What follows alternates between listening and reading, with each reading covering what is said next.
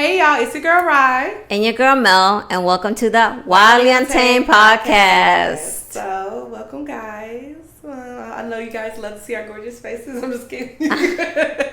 Or you guys are listening, y'all. We actually been peeping. People been listening to us on the podcast. We got people from out the country listening to us. Okay. Yeah, that's our PR right there. Yes, period. So, first of all, we want to appreciate you guys for listening or watching us, and we already know what time it is. Wild card time. All right. Okay. So this question says, do you think age matters when you're dating? What are your thoughts? I think age does matter when you're dating. Okay. You know the whole thing like, oh, it doesn't matter? That's a lie. You think it's a lie? Okay, so what ways do you think it matters? I think it matters because when you're dealing, I think it goes hand in hand with the mental space that they're in. Yes, correct. So, correct. I think that's why age matters in a way. Because sometimes I hear a lot of people say like, oh, a lot of men nowadays are not ready when they're 30, right? Mm-hmm. Because throughout the years, things have shifted, right? Correct. So now a lot of men and their mentality is, I can't really provide, I can't really do this, so I can't really give her what she needs and what she wants. Okay. So obviously if you're like a 27-year-old or something, I feel like now you're looking for an older person because they're more mature. Yeah. And they have kind of their finances and everything more situated, and they know what they're looking for. And maybe they're able to help you lend a hand. Like, you know, you can sit back and be like, okay, either pay off your bills or something, but your money is your money, right? Yeah. But they're able to assist with that. Yeah.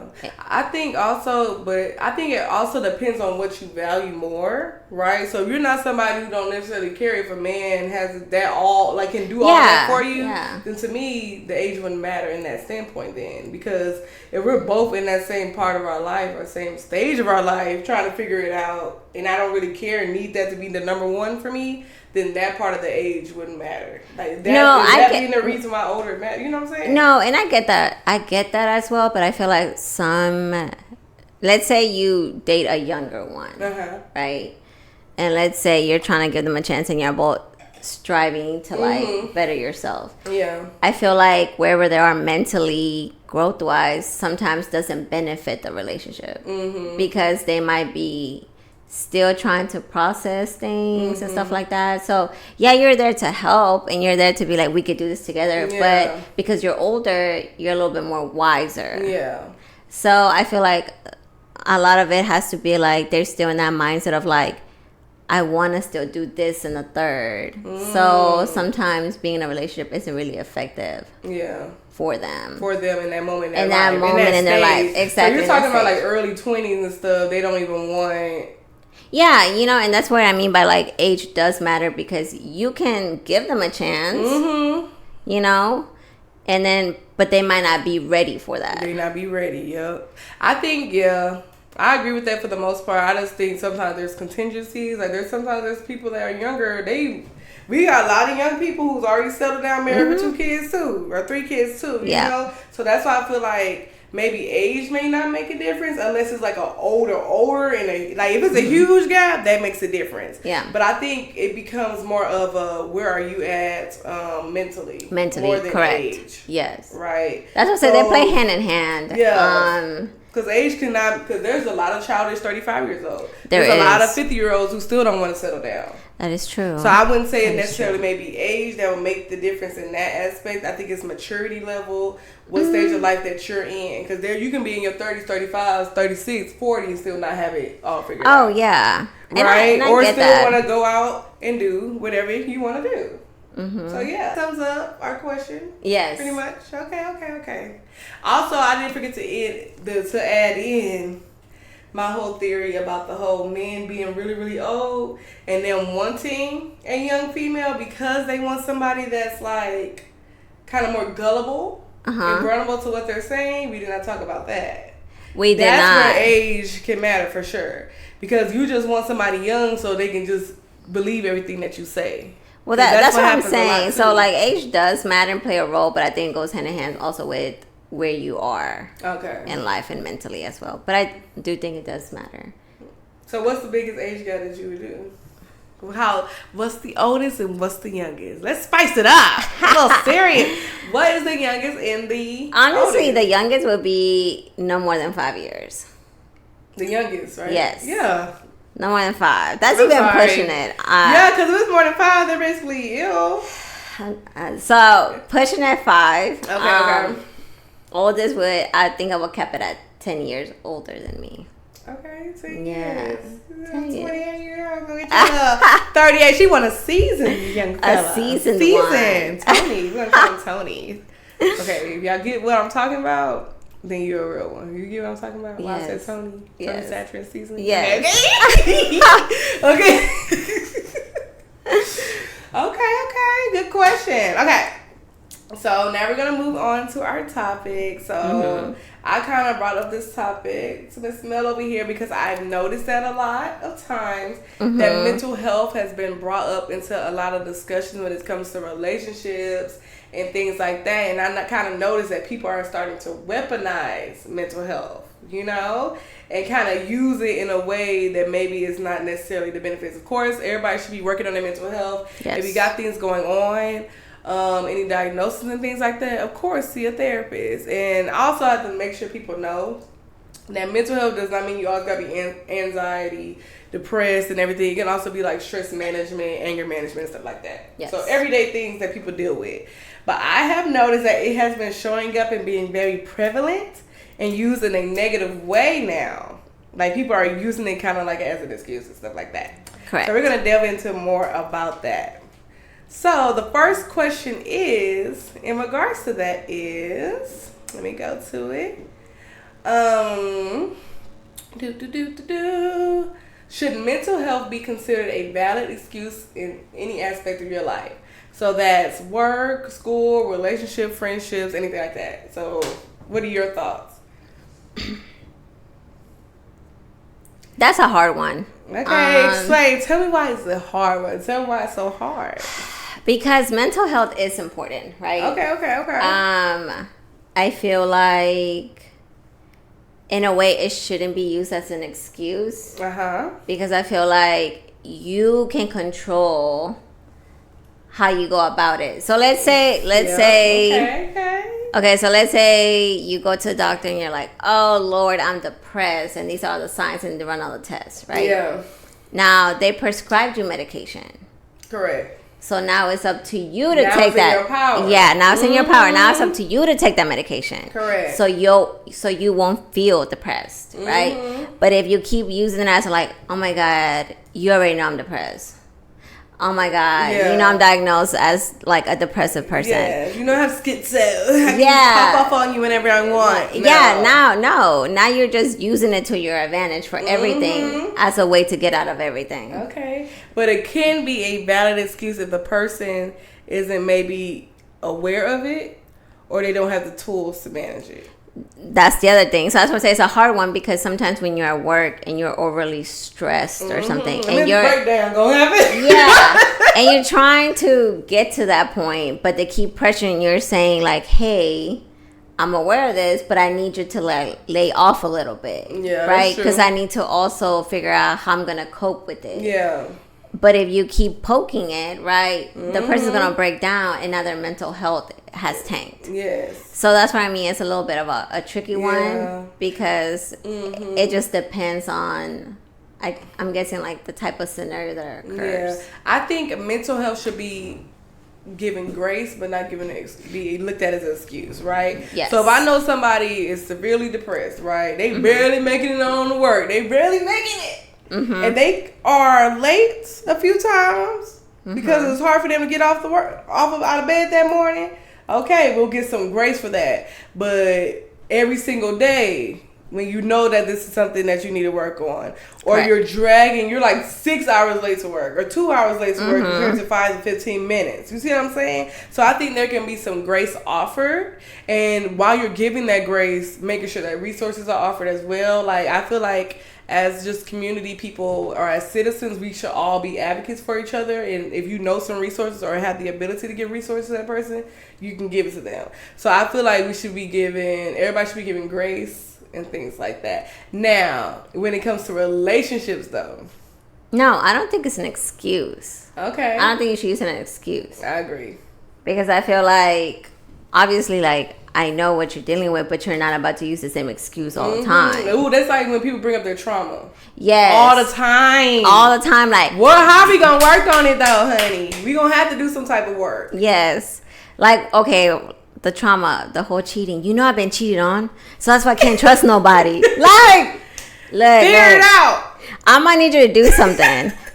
If you want me to help you, I'll help you. But you can't bring it up in an argument like, you know, this is why. Because no. Yeah. We've already talked about it. You have to work on it. My therapist told me that you cannot make somebody else responsible for your trauma. Yes. Or responsible of fixing you or doing everything extremely perfect because you have this specific trauma. You need to do your own inner work on that. Like, if you know you're going to become overly anxious or overly like, ooh, what is he going to do? What he going to do? He going to cheat. He going to cheat. Going to cheat. That's a you problem. Until you have any evidence of that, that's a you problem. You need to figure out figure out how to trust better and how to manage your anxiety when it comes to all that. Exactly. That's what I'm saying. It's not an excuse for those things. That's not an excuse, but no. Deal with it, honey. And if you don't know how to deal with it, be open to somebody assisting you. Exactly. That's the problem. Oh, girl, I feel like people don't want to work on their mental health so that they can keep using it as an excuse. Oh, that's another one.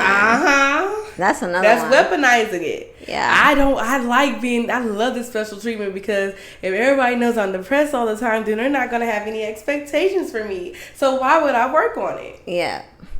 And I feel like there's friends that try to help, you know, because they know your situation. But you have to be receptive and open to it as well. But why would I if I keep getting what I want? Exactly. So would it make you a bad friend to be like, I know you're depressed as hell, but no. Like, you see what I'm saying? It doesn't. But the thing is, they get upset with you. Yep. And it's like, I'm just trying to help you and make sure you get out of it. Yeah. You know? But I can't. If you don't want it, I can't help you. Yeah.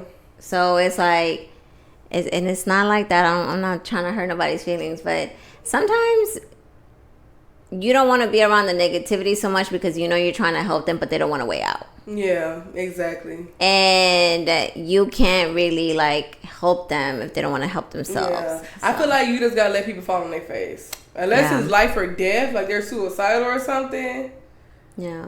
But even sometimes with that, you give them all the resources and all that, they still don't want to do what they need to do, then that really has to be on them. Even me as a therapist, I can't make you do anything. You see what I'm saying? So even with those suicidal people and stuff like that, I'd be like, I really, really want to help you, but if you don't do these tools when we turn the computer off or when you leave, there's literally nothing I can do. So I feel like that's how it is with relationships too. I feel like it can actually weaponizing or using like your diagnosis or something or mental health as an excuse can work for a little bit, but long term, that relationship is not going to be healthy. Oh yeah, absolutely not. I mean, there's people that try to use their ADHD, the like, ADHD. Yeah, like, you sir, know, like, you don't get no little fidget and sit down, boy. You know, they're like, my attention span. We gotta work on it. You better do this with your pencil, whatever. I don't know. Where's the meds at? I'm sorry, but like if it's that bad, like I need you to like be. Where the meds at? Nigga, where the meds at? Yes. I'm just saying, like, come on now. Do something. Do you want to get better or not? Do you want to get better or not? I'm just saying. Period. Oh Lord. My ADHD triggered us. ADHD a trigger for you, girl. Oh, I'm triggered. You know that song by Janae? Yes. I'm sorry, we having a rant fest today. The song by Janae. Yes. She using her trigger the whole song. And when I call your name, trigger. Yeah. Get over it, sis. That is true. Yeah. Like, how long we gonna let a nigga trigger us? We have to get over it. We do. We gotta move on.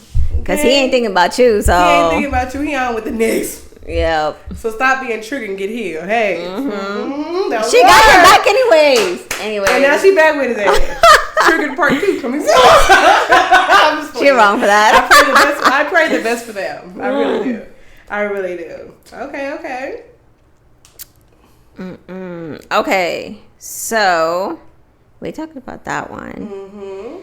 Okay, so I wanted to bring up the difference between narcissism and like what actually defines a person that's narcissistic. Okay, so what is making you bring that up? Why do you feel like narcissism is the term when it comes to, you know, in connection to this topic?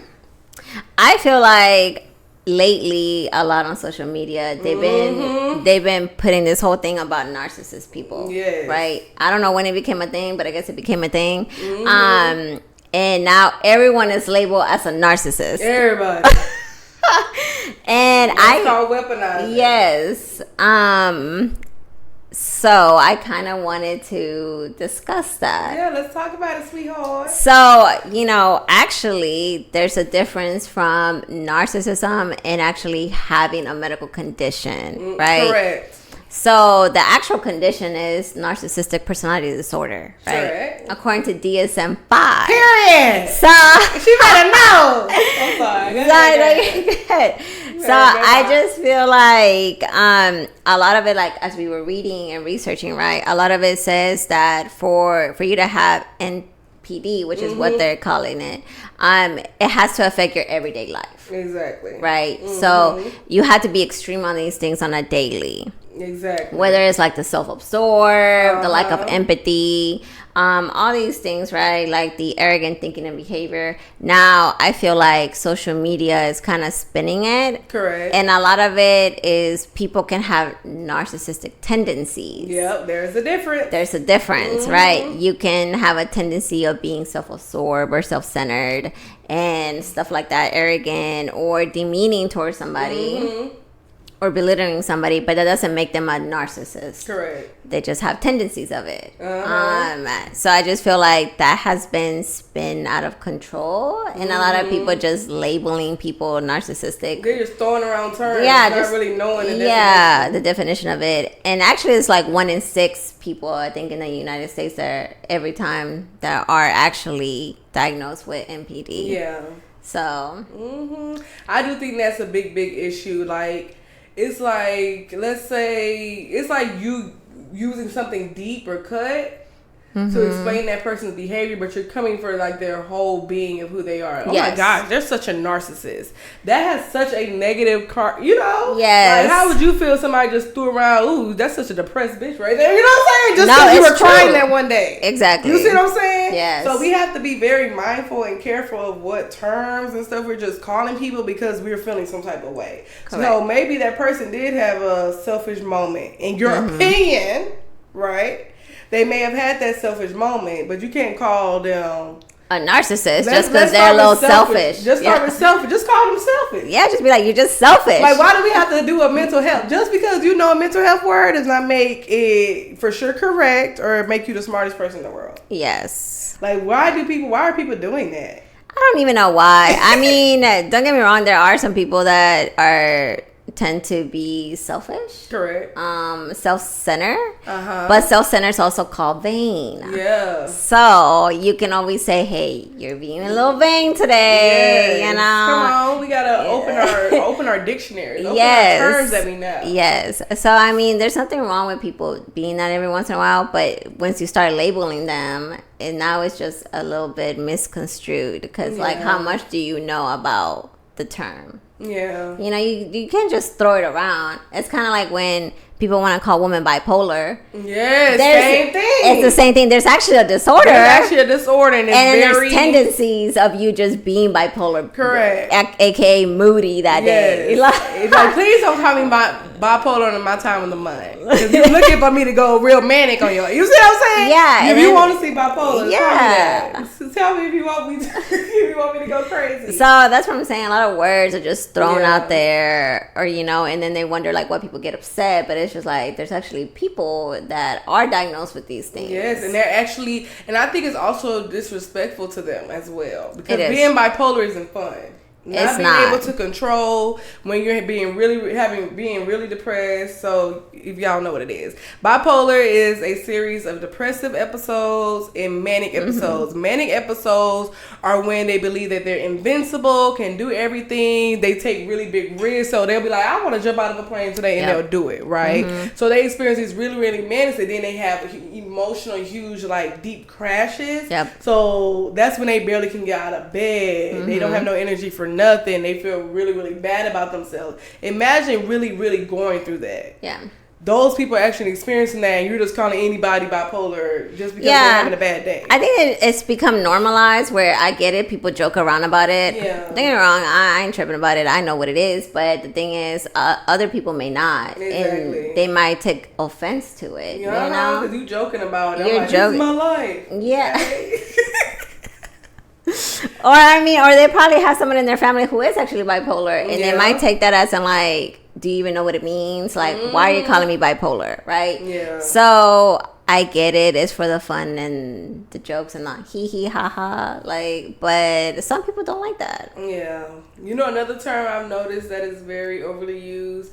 I think depression and anxiety has been overly used as well. I would say yes. I would say anxiety for sure as well. Just say you're nervous.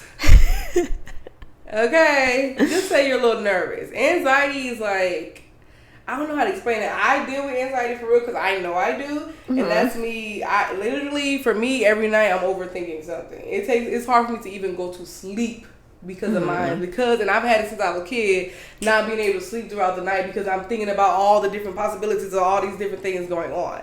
That's anxiety. But you're saying I'm nervous because I have to say a speech in front of my class. I have anxiety. Sit down. You know what I'm saying? If you was able to go to sleep that night, shut up. You just got nervous 5 minutes before the day. Don't do me like that. You know what I'm saying?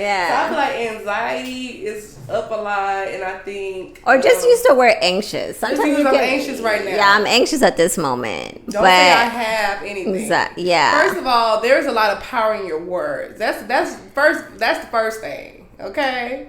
There is power that lies in the words. I forgot the whole little scripture or whatever. Okay? Death lies in the power of the tongue or something like that. Or whatever. Either way, what I'm trying to explain is when you speak those things into your life, there is more bigger possibility that may happen. So if you walk around saying that you're depressed all the time, knowing damn well you just may be sad, but if you're saying that you're depressed, you don't really want to know what depressed is. Depressed is you can't shower, you can't eat, you can't get up, you can't work, you can't hang out with friends, you can't do nothing. You're just in the dark by yourself. You don't want to become those things. So try to be very mindful of speaking those things into your life. That's another thing. And I think that low-key could be why it seems like everybody's so miserable. That's also, that's also true. Don't get me wrong. If you look on social media, I'm depressed. You see what I'm saying? You guys are breathing those things into the world, if that makes sense. It's true. Whatever comes out, you're supposed to always think positive things like today's going to be a great day. I'm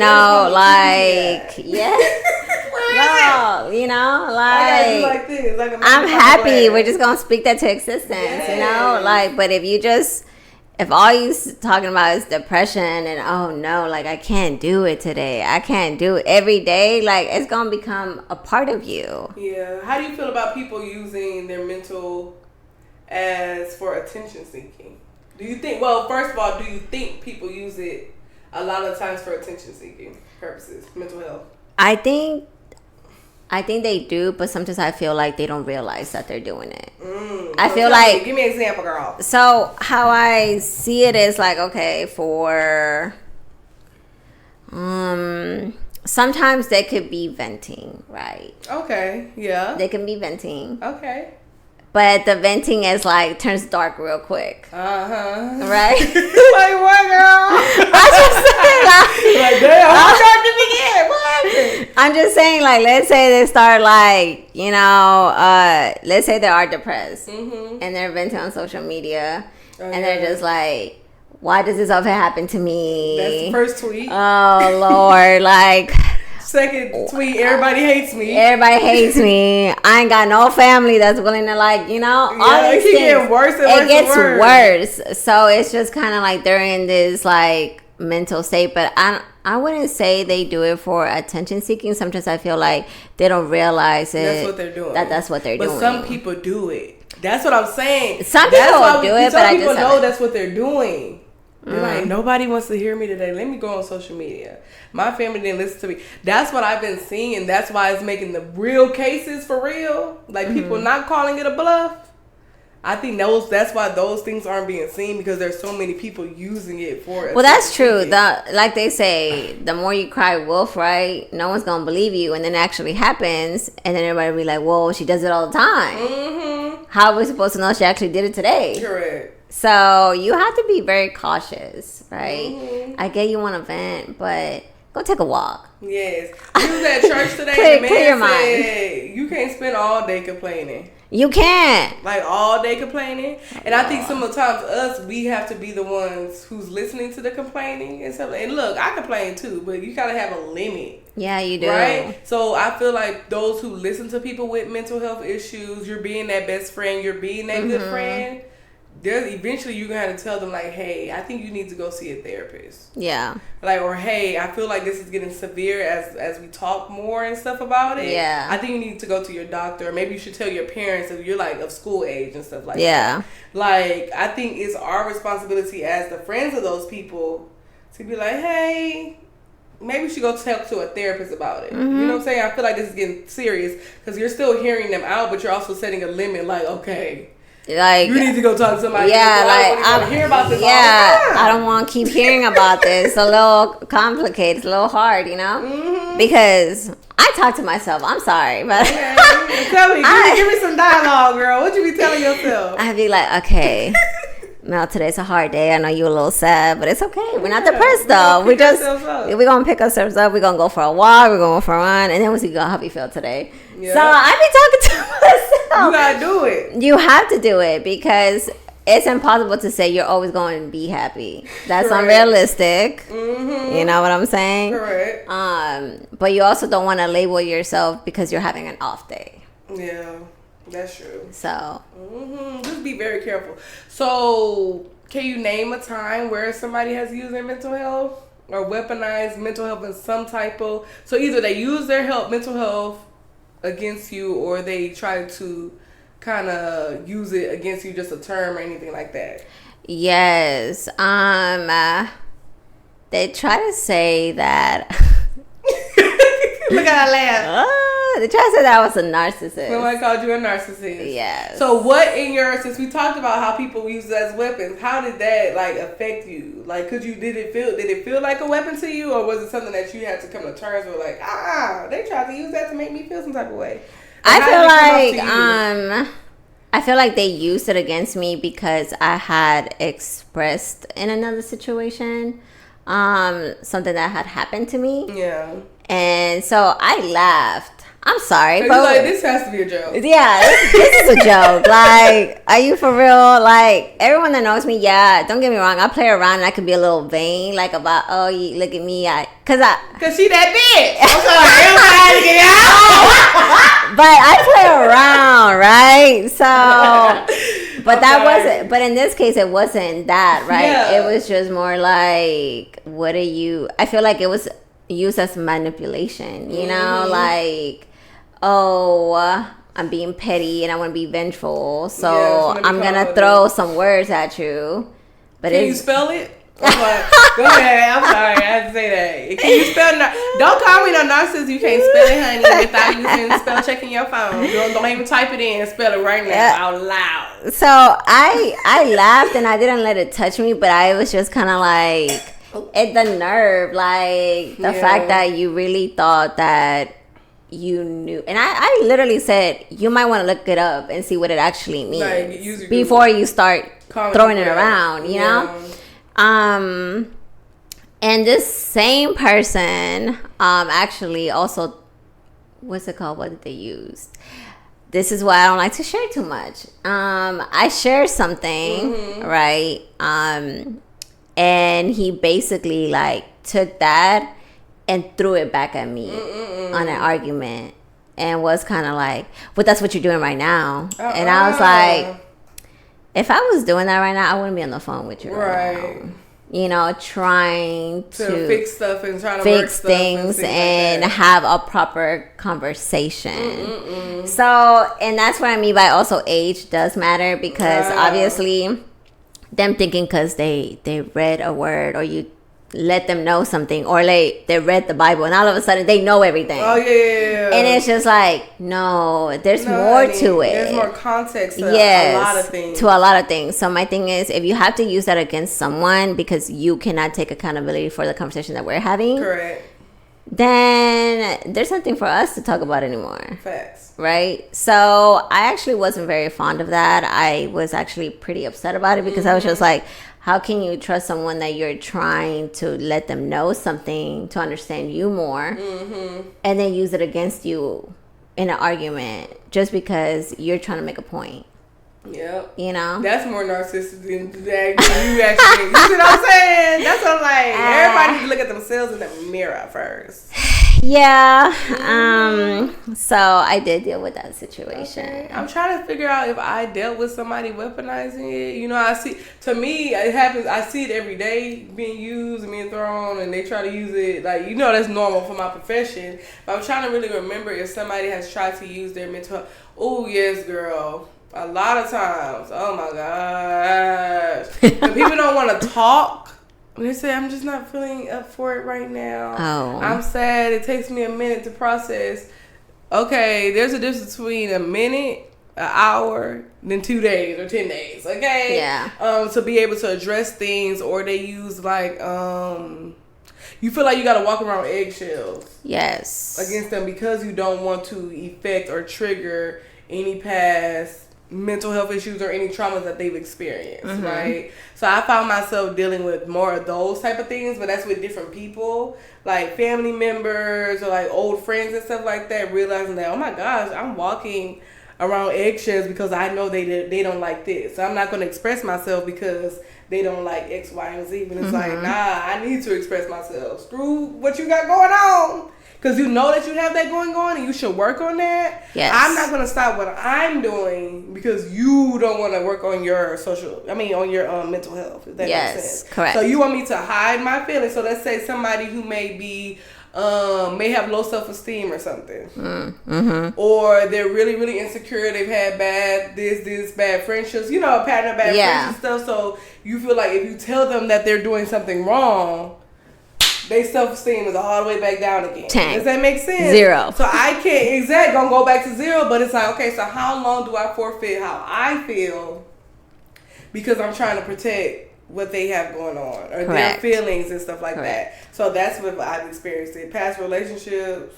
I didn't want to hurt nobody's feelings. I think that'd be my biggest thing, or the biggest way that people can manipulate people by saying, that hurts my feelings. That's going to trigger me.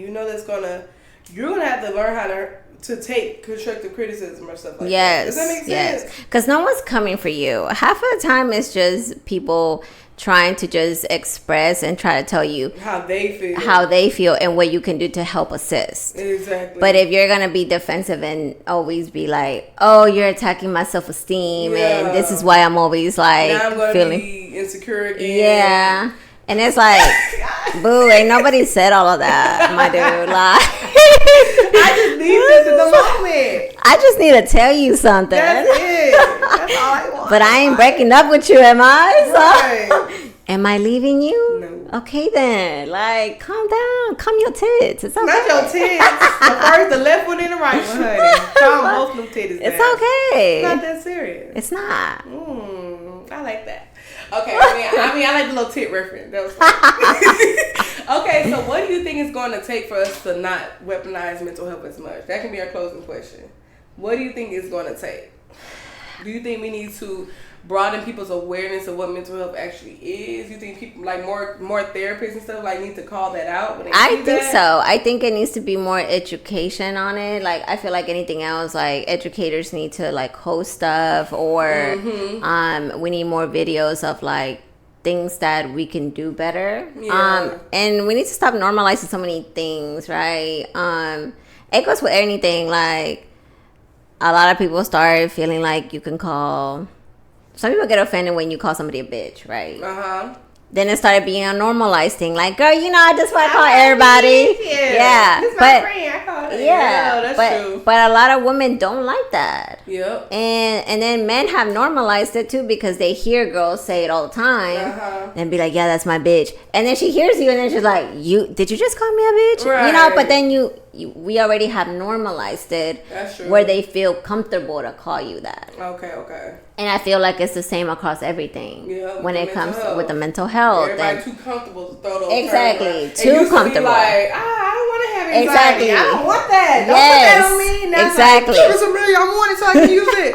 Yeah, you're right. Yes. That's a perfect way of explaining it. Exactly. It's become too normalized. Yes. Like we wanted to normalize that mental health was real. Now it's kind of like, let's reel it in. It is real, but let's just not throw it around and touch it to anybody. Exactly. Yeah. Let's focus on those people who really, really need their help in the moment and stop clouding it with people who are just pretending or just saying they're anxious when they're actually, or have anxiety when they're actually a little bit anxious or just scared or nervous. Yeah. Same with depression. You're sad. You're moody. You see what I'm saying? You're not depressed. Yes. Okay. So, I mean, that's what I'm saying. I feel like there should be more awareness, more education on things. And I think we just, as humans and community, need to stop normalizing so many things. Yes. But that is going to take time. So, how do we differentiate what's normalized or not? You see what I'm saying? Well, I mean... Who's the determining factor of what's to be normalized or not? What do you mean? For example, touchy topic. Okay.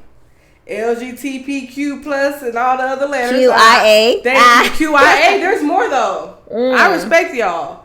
There's different people who wants to determine what to normalize or not. So more conservatives, we don't need to normalize that. You see what I'm saying? Liberal, normalize. So that's the problem. I think. I just don't know opinions, so they get to. I guess mental health is like, okay, that's a safe one, so we can just let that easily be normalized. Does that make sense? I get that. There's more safer topics to normalize, I guess. Yes, but I feel like then we're normalizing other things that come into it, right? So then it starts to just be a domino effect. Exactly. So same thing with violence. Violence is normalized. Yes. Too. Yes, that's what I'm saying. Now it's just like, well, the type of area they live in, right? That doesn't mean anything. Exactly. You can always change it. You can always say no. You can always do something different. Exactly. But so it's up to us individually. To be honest. Yeah. So after listening to this podcast, guys, if you notice anyone, those long little things when you talk real fast. If you notice anyone who is doing this, but if you notice anyone using like mental health in like a derogatory way, or for a fact, if you be like, if you have a friend that's saying, "Oh my gosh, I am so depressed." Feel free to say, hey girl, you're not really, maybe you're sad. Try to redirect those things in the way that you can to assist with your community, your friendships, and your family. Of course, like we said, all those we can't really affect the world in a way, but we can try, everybody says one step at a time, one day at a time. One person at a time. So, I guess us as community, as friends, as podcast listeners, we need to come up with a name with y'all. Wally Untamed Fam or something. We got to come up with a name with y'all. A little hashtag. Us, our community, we want to make sure that we kind of like do that, I guess, with the people that we know. Yes. I know I'm very upfront with the people, my people. I always tell them or if I'm listening, this is how I always get in trouble anyways, but I always be stepping in and just be like, that's not right. Yeah. What makes you think that's okay? Yeah. She good at calling people out. She's a straightforward friend. I'm more of I'm going to give you a spoonful of sugar with it because I don't got time for the extra stuff. Well, I mean, I'm not saying I'm perfect. I'm pretty sure I have some tendencies or something. Yeah, everybody do. But I'm saying you're good at calling people out and being straightforward. Yeah. I'm not that good with that. That's what I'm talking about. That part. Yeah, I'm just like, if it ain't diagnosed, don't use it. And then just the way you go about it, just be empathetic. Like, yeah, I see what you're going through, but I probably wouldn't use the word depressed. I'll use this word. Yes. That's all you gotta do, guys. Just word the stuff right. If y'all just know how to word stuff, everything's fine. Literally, if you people don't understand the communication and the way you communicate and comprehension, that's what's gonna solve most of y'all's problems. I promise y'all. Okay. Understand. She said, I know. Understanding. Please understand. Okay, but yeah, I like that topic. That was something different, girl. Yeah. Something we need. Something we need. Okay, because I had really noticed it. I'm like, if I see narcissist one more time on this phone, if I listen to one more podcast where they call somebody narcissist one more time, have they clinically been diagnosed? Now, sometimes people don't get diagnosed for it. So, of course, there's people out there that's undiagnosed with a lot of mental health issues. Yeah, of course. But y'all look into she said it right, the DSM-5. That's what number they're on right now. That's basically like, for y'all who don't know, it's like a dictionary of all mental health issues. So you see somebody throwing around, Google DSM-5 criteria for whatever they calling themselves. If that don't line up, then they ain't talking about they not that. So yeah, that's just a resource for y'all. Exactly. And always, mental health is wealth, you guys. So if you ever are in need of someone to help you, go on Google, and find you a therapist, psychiatrist, or anybody that you may need. Of course, we gotta put that out there. And there's a lot of hotlines and stuff, you guys. If anybody on here who's listening that needs assistance with mental health, there's always someone that you can reach out to. And if you need to DM us, I can also offer you guys some resources as well. It won't be me. You can't see me. That's conflict of interest. But I can offer somebody for you or some resources for you, okay? True facts. I just had to put that out there. That's my job. Anyway. Yeah. Okay. But do you have anything else to add to this lovely episode? No, I think that's pretty much it. Okay. Yeah, I would say just help someone and just be upfront with them as well. Like, don't shy away from it. And also, it helps you learn yourself, like, about whatever the issue may be. Yeah. Good. Yeah. Beautiful. So, guys, thank you so much for watching or listening. So, if you are a YouTube watcher and you're watching us on YouTube, feel free to go to your podcast. So that's like Google Podcasts, I know for sure on there, and like Apple Podcasts. Go to our channel on there and subscribe and like download the episodes. If you want to listen, while you're driving and things like that. And for those who are listening already to us on the podcast websites and listening sites, you're always free to go to our YouTube channel called Wildly Untamed Podcast, right? So, yes. And follow us on TikTok and Instagram, okay? Girl. We might be interviewed for a PR at this point. I'm just kidding. We need some. Okay. All right. All right. So, thank you so much for tuning in. We'll see you next time. Besos. Besos.